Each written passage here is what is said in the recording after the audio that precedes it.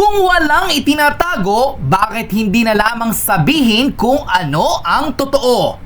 Ito ang naging banat ng maraming netizens online sa PCO Undersecretary na si Claire Castro matapos katwiranan na tila hindi raw dapat makinig ang mga Pilipino sa mga bali-balitang kritikal na ang kalagayan ni Pangulong Bongbong Marcos. Matatandang kahapon ay tila na caught off guard ang Undersecretary ng PCO na si Claire Castro nang tanungin siya ng mga reporter kung bakit hindi naglalabas ng medical bulletin ang mga doktor ni Pangulong Bongbong Marcos matapos isugod ito sa St. Luke's Medical Center sa Quezon City, kung saan ngayong buwan pa lamang ay tila nadadalas na raw ang pagsugod sa Pangulo sa naturang ospital.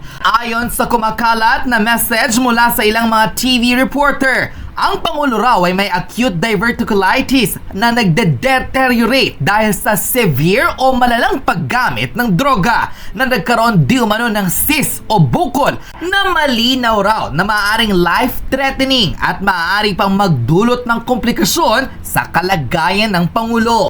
Dahilan raw ito para magtanong na ang marami nating kababayan kung ano raw ba talaga ang tunay na lagay ng kalusugan ng Pangulo ng bansa. Ngunit sa ilang segundo lamang, nagulat ang maraming netizens sa sinagot ni Yusek Castro na tila ayon pa sa ilang mga social media user, mas marunong pa raw ito sa doktor at tila hindi nito nakikita ang importansya na malaman ng mga Pilipino kung mayroon ba talagang malalang sakit ang Pangulo.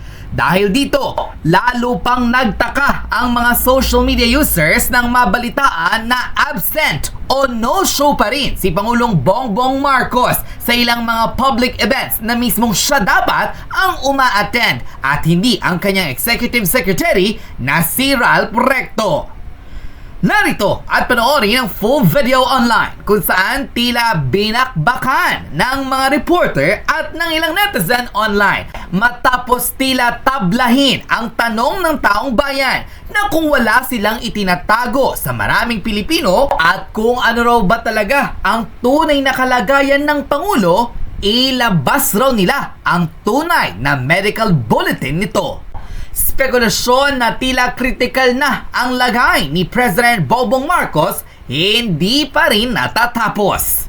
Narito't panoorin ang full video. So, meron po akong source, doktor po ito sa St. Luke's. So, siguro naman po credible ito. Although, hindi ko siya pwedeng pangalanan for the obvious reason. Pero, hindi po ba mas makabubuti kung magbigay na lamang po ng medical bulletin ang mga doktor ng presidente para malaman po ng taong bayan yung tunay niyang kalagayan since nag-aalala po ang lahat para sa kanyang kondisyon dahil siya po yung ating ama ng bayan. Kung doktor po yun ng St. Luke, siya po ba ang doktor ng Pangulo? Hindi po tayo maaaring magbigay ng amang opinyon kung hindi naman manggagaling mismo sa doktor ng Pangulo at hindi manggagaling sa Pangulo. Sinabi po ng Pangulo, hindi po life-threatening, nakaramdam po siya ng konting sakit. Yung medical bulletin from the doctors themselves po, hindi pa pwede mas makabubuti kung sila na mismo ang magbigay ng medical bulletin. Sa ating pagkakaalam po, pagka naglabas ng medical bulletin, dapat si serious illness. Kung sinabi ng Pangulo na hindi ito life-threatening, so ba't kailanganin po sa ngayon ang medical treatment? Medical bulletin. Samantalang kami naman po ay nagpo-provide sa inyo kung ano ang kalagayan ng kalusugan ng Pangulo. Mas reliable po kasi pag doktor ang nagsalita, ma'am. Mas reliable po siguro mismo ang Pangulo nagsasabi kung ano po ang kanya nararamdaman. Pero hindi naman siya doktor, ma'am. So, Pero siya, ang katawan niya naman po yun.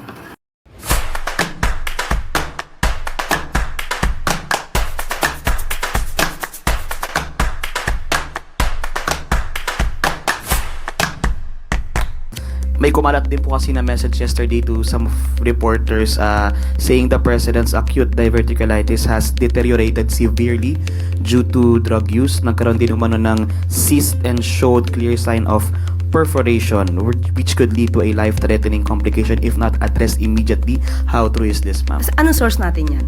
May mga sa Viber lang po, ma'am, may mga naka-receive po sa iba sa amin from a unknown number. Kung unknown number yan, di unknown din ang source niyan.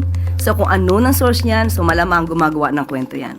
So huwag natin masyadong paniwalaan ng mga kumakalat sa social media nang walang hindi verified at walang ibang source. ma'am, follow up lang po sa health condition ni Pangulong Marcos. Kumalat po ay unknown source. Mayroon po akong source, doktor po ito sa St. Luke's. So siguro naman po ay credible ito. Although hindi ko siya pwedeng pangalanan for the obvious reason. Pero hindi po ba mas makabubuti kung magbigay na lamang po ng medical bulletin ang mga doktor ng presidente para malaman po ng taong bayan yung tunay niyang kalagayan? Kung doktor po yan ng St. Luke's, siya po ba ang doktor ng Pangulo? Hindi po tayo maaaring magbigay ng anumang opinyon kung hindi naman manggagaling mismo sa doktor ng Pangulo at hindi manggagaling sa Pangulo. Sinabi po ng Pangulo, hindi po life-threatening, nakaramdam po siya ng konting sakit at yan naman po ay tinutugunan ng kanyang mga doktor. So, hindi po tayo makakatugon sa mga source na hindi nababanggit kung kanino galing. Yung medical bulletin from the doctors themselves po, hindi pa pwede mas makabubuti kung sila na mismo ang magbigay ng medical bulletin? Sa ating pagkakaalam po, pagka naglabas ng medical bulletin, dapat si serious illness. Kung sinabi ng Pangulo na hindi ito life-threatening, so ba't kailanganin po sa ngayon ang medical treatment? Medical bulletin. Samantalang kami naman po ay nagpo-provide sa inyo kung ano ang kalagayan ng kalusugan ng Pangulo. Mas reliable po kasi pag doktor ang nagsalita, ma'am. Mas reliable po siguro mismo ang Pangulo nagsasabi kung ano po ang kanya nararamdaman. Pero hindi naman siya doktor, ma'am. So, Pero siya, ang katawan niya naman po yun. okay. Next question. Tawa to si ate reporter.